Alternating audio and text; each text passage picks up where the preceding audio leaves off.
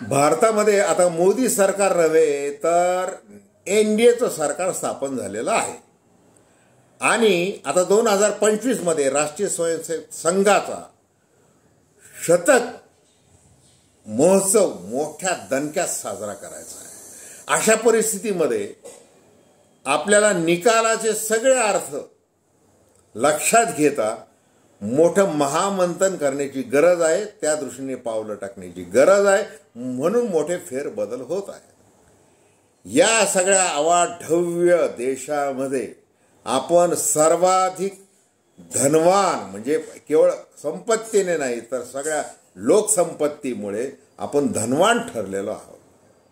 मग आता त्याचा अध्यक्ष आपल्याला निवडावा लागणार आहे।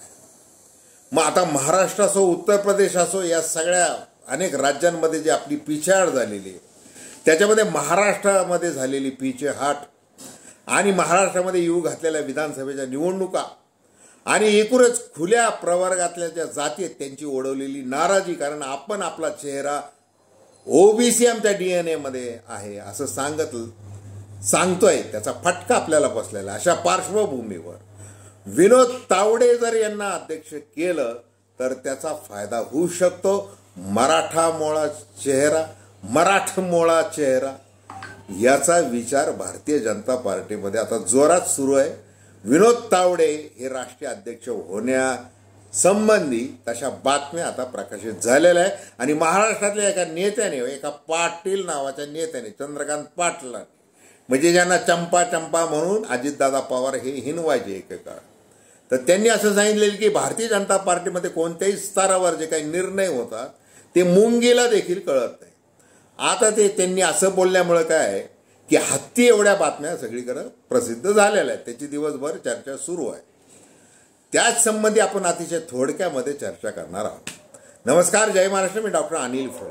माझी आपल्याला विनंती की चॅनल आधी सबस्क्राईब करावं, सबस्क्राईबचं बटन दाबावं आणि आपल्या प्रतिक्रिया बिनधास्तपणे नोंदवावं।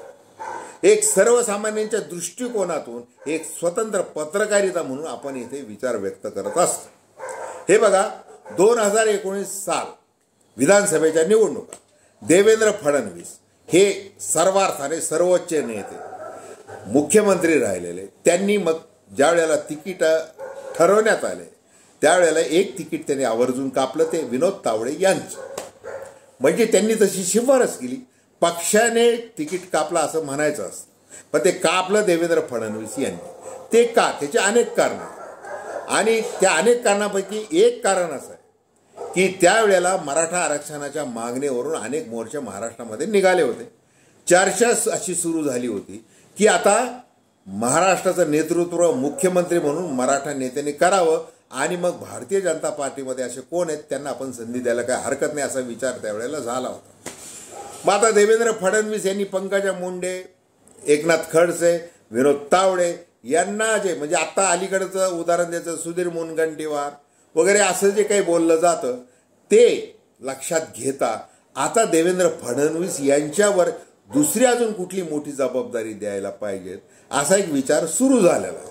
आणि मग त्याची कुणकुण जर देवेंद्र फडणवीस यांना लागली नसती तरच नवल। मग त्यांनी ते नागपूरच्या संघ कार्यालयामध्ये गेले, तिथले जे वरिष्ठ अधिकारी आहे त्यांच्याशी ते बोलले। जसं काल मोहन भागवत जे बोललेत त्या एक स्वतंत्र विषय असला तरी ते जे काही मोठं अधिवेशन आहे की विकास समितीचं विकास असं जे राष्ट्रीय स्वयंसेवक संघाचं राष्ट्रीय स्तरावरचं ते अधिवेशन, त्या अधिवेशनामध्ये जाऊन देवेंद्र फडणवीस त्या अधिकाऱ्यांशी बोलले, बंद दाराआड बोलले। त्याच्याविषयी जे काय बोलायचं आहे, त्याच्यावर जे भाष्य करायचं आहे ते आपण काल परवा केलेलं आहे। आता देवेंद्र फडणवीस यांच्या संबंधी आपण यासाठी आधी चर्चा केलेली आहे की आता विनोद तावडे हे जर राष्ट्रीय अध्यक्ष झाले तर मग देवेंद्र फडणवीस यांचं काय होणार, तर त्यांचं काहीही होणार नाही। म्हणजे त्यांचं जे काय व्हायचं आहे ते पक्षीय स्तरावर जे काही निर्णय घेतले जातात त्या दृष्टीने त्यांना योग्य त्या स्थानी बसवलं जाईल। जसं अमित शहा यांनी सांगितलेलं आहे त्यांना की शपथविधी वगैरे सगळं होऊ द्या, नंतर आपण चर्चा करू। आता विनोद तावडेंविषयी सांगण्यापूर्वी देवेंद्र फडणवीस यांचा आवर्जून जाणीवपूर्वक हे आपल्याशी बोललेलो आहे. आता बघा, विनोद तावडे हे अभाविपचे कार्यकर्ते, पूर्णवेळ प्रचारक म्हणून त्यांनी अभाविपचं काम केलेलं. 1995 साली ते प्रदेश सरचिटणीस होते भाजपचे. नंतर विधान परिषदेवर जे जवळपास 10-11 वर्ष 13 वर्ष ते सदस्य होते, विरोधी पक्ष नेते देखील ते राहिलेले. मग हे विनोद तावडे ज्यावेळेला शिक्षण मंत्री होते युतीच्या सरकारमध्ये, मग त्याच्यानंतर त्यांना निवडणूक लढवायची होती, ती स्वाभाविक होती, पण ते तिकीट देण्यात आलं नाही. आणि मग त्यांनी सरळ काय केलं, दिल्ली गाठली. मग दिल्ली गाठली म्हणजे दिल्लीला त्यांचं अमित शहा यांनी त्यांना खास आपल्या जवळ ठेवलं पक्षाच्या, म्हणजे त्यांना राष्ट्रीय सचिव करून टाकलं. 2021 मध्ये अजून प्रमोशन देण्यात आलं, ते राष्ट्रीय सरचिटणीस म्हणून. त्याच्यामुळं विनोद तावडे यांच्यावरची जबाबदारी वाढली. मग उत्तर प्रदेश, उत्तराखंड अनेक राज्यांमध्ये ते फिरले. नंतर बिहार सारख्या राज्यामध्ये प्रभारी म्हणून काम केलं, अनेक राज्यांमध्ये ते फिरले. मग आता सध्याचे नितीश कुमार जे आता एनडीएचे खास आधारस्तंभ आहेत, म्हणजे परवा ते ज्या वेळेला तिथं एनडीएच्या बैठकीमध्ये दिल्लीमध्ये बोलायला उठले, तर त्यावेळेला स्वतः नरेंद्र मोदी खुर्चीवर उभे राहिले आणि नितीश कुमारांना जागा करून दिली की व्हा तुम्ही आता तुमच्या ध्वनिक्षेपकाकडे जा. असं इतका सन्मान ज्या नितीश कुमारांना मिळाला. त्या नितीश कुमार जे इंडियाचे म्हणजे उद्धव ठाकरे यांना मातोश्री येऊन भेटले होते की मी समन्वयक मला व्हायचं आहे, तुम्ही जरा मला पाठिंबा द्या वगैरे. मग त्या मीटिंग देखील झाल्यात अशा पद्धतीने. त्या नितीश कुमारांना भारतीय जनता पार्टीच्या पाठिंब्यावर पुन्हा मुख्यमंत्रीपद देण्यात आलं. आणि हे सगळं जे घडून आणण्यात आलं राजकारण, म्हणजे ज्या नितीश कुमारांना पलटू राम म्हणतात, या पलटू रामाला योग्य आपल्या बाजूने वळवण्यामध्ये यशस्वी झाले ते विनोद तावडे. त्यांच्यावरती जबाबदारी देण्यात आली होती. मग अशा प्रकारचं त्यांनी अनेक कर्तृत्व गाजवलेले आहे.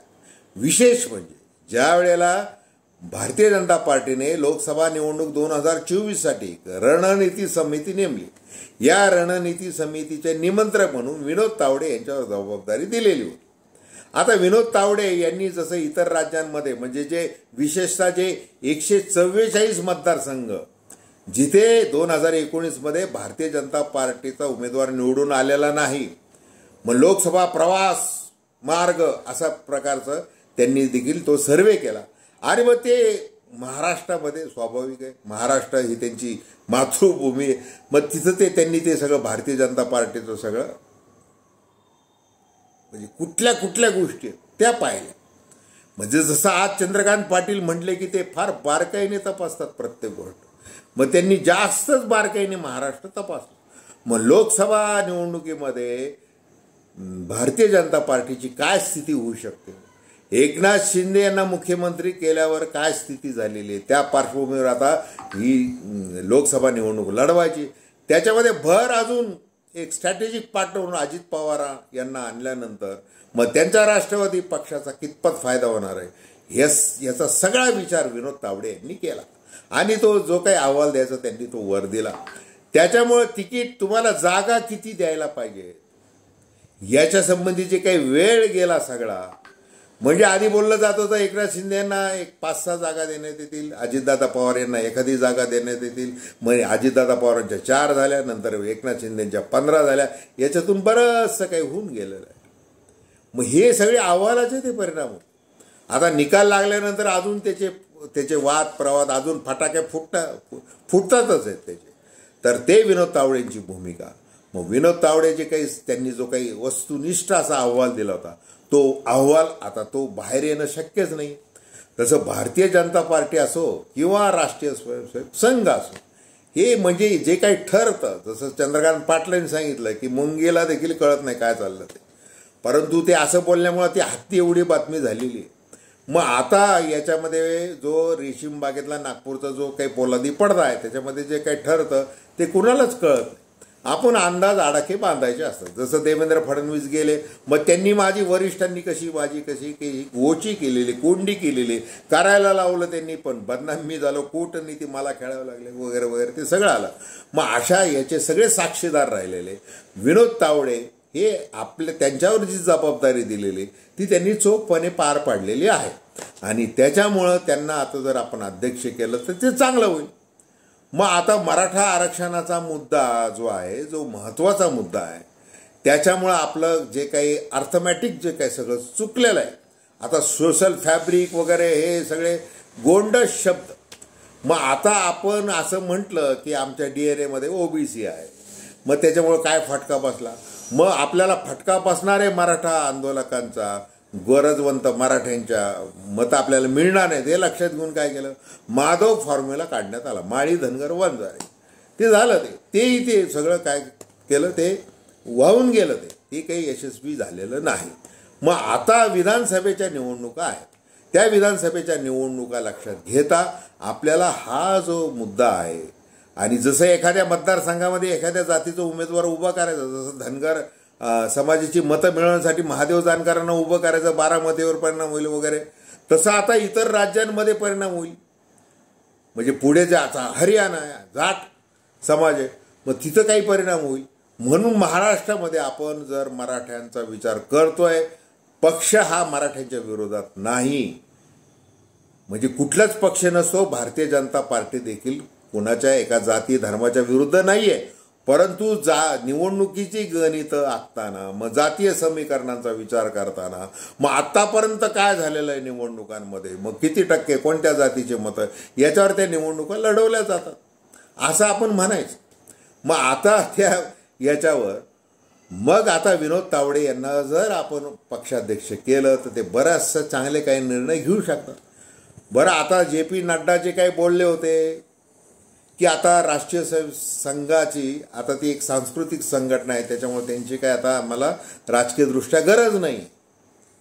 मग आता विनोद तावडे यांच्या नावाला संघाचं समर्थन घेतलं गेलेलं असेल की नाही, तर ते घेतलं गेलेलं असणारच आहे.